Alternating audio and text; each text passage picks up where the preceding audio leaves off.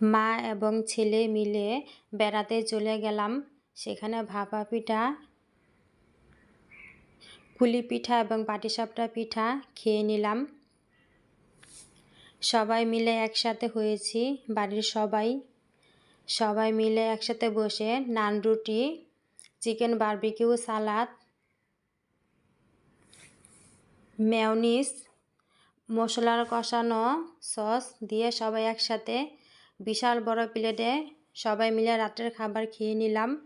পরের দিন সকালবেলা খাসির মাংসর নেহারি গরম গরম এবং সাথে নান রুটি ছিল। ফ্যামিলির ছোট থেকে বড় সবাই মিলে একসাথে বসে নাস্তা শেষ করে নিলাম।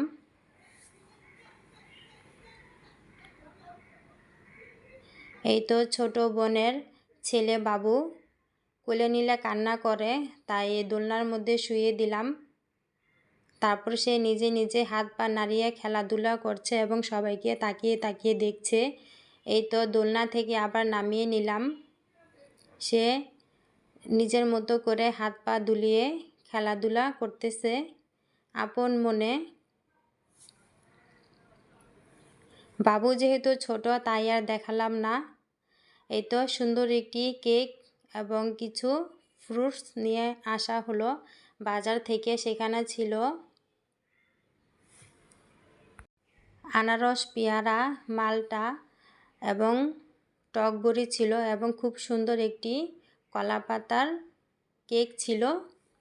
আজকের ভিডিও এ পর্যন্তই। সবাই ভালো থাকবে।